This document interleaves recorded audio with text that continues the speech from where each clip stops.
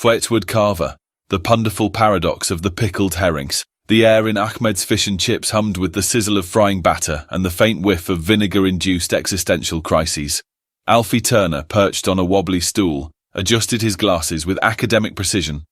Across from him, Dave, a man whose wardrobe screamed, "Thrift shop philosopher," slouched, dunking a chip into gravy like it held the secrets of the universe.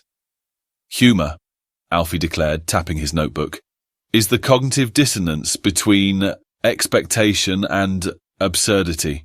The sharper the wit, the higher the intellect. Observe."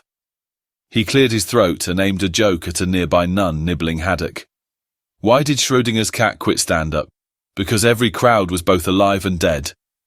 The nun blinked, crossed herself and fled. Dave snorted. "Broof, you can't drop quantum gags on Sister Mary. Try something relatable." He swiveled to a trucker drowning his chips in ketchup. "Why'd the Cockney ghost refuse a cuppa?" "'Eard it was proper haunt milk." The trucker guffawed so hard, his fries launched into orbit. Enter Mrs. Johnson, a whirlwind of leopard print and mischief. "Oi, loves, heard you dissecting giggles. Let me have a go." She winked at a teenager texting furiously. "Why'd the tube driver get promoted? He underground stood office politics." The teen burst into tears. That's what me ex said before he ghosted me." Alfie scribbled furiously. "Fascinating.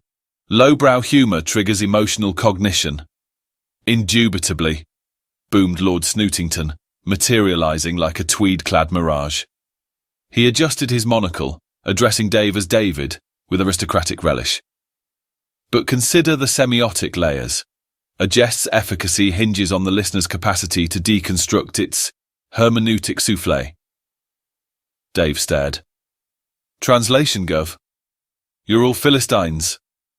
Lord Snootington sighed, ordering a bespoke artisanal cod. Ahmed rolled his eyes. Chaos erupted when Mrs. Johnson accidentally swapped the salt with a shaker labelled quantum chili flakes. Caution, may collapse taste buds. The trucker took a bite, yelped, and swore he tasted the 1980s. The nun returned, mistaking the chili-induced tears for a miracle, and began blessing the ketchup. Alfie, ever the empiricist, seized the shaker. "This could revolutionize comedy. Imagine jokes that literally alter perception." "Preposterous," sniffed Lord Snootington, until a sprinkle made him hallucinate his monocle as a disco ball. "By Jove, I'm groovy."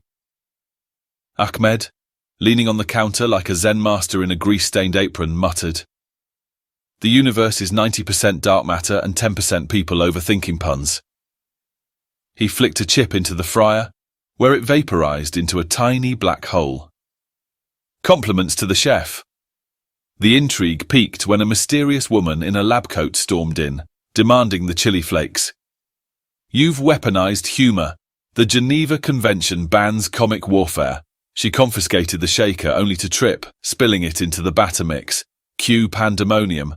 Customers giggled in reverse. A fish floated mid-air, telling knock-knocks. Lord Snootington line-danced with the nun. The lab-coated woman revealed herself as Dr.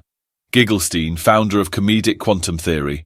She awarded Alfie and Dave a grant to study gravitational puns, then vanished, leaving only a whoopee cushion emitting the sound of existential dread.